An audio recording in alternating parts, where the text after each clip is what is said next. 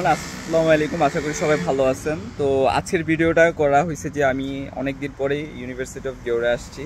তো আমাদের এই ইনটেকেই একজন স্টুডেন্ট আরিফ। হ্যালো তো এভরিওয়ান। ও এই ইনটেকে আসার পর ওকে রিসিভ করার পর ওকে মানে এখানে আসার পর ওর দিনকাল কেমন যেতেছে, ওর এক্সপিরিয়েন্স কেমন সেটা ও শেয়ার করবে।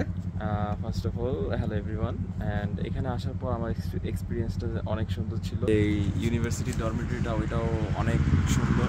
সো সব ধরনের ফ্যাসিলিটিস আছে, ওয়াশিং মেশিন থেকে কিচেন, রুমের ফ্যাসিলিটিস খুব সুন্দর।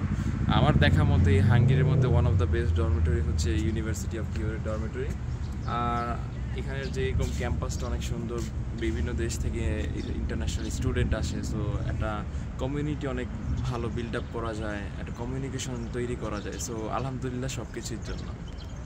সবাই শুনলেন ওর এক্সপিরিয়েন্স।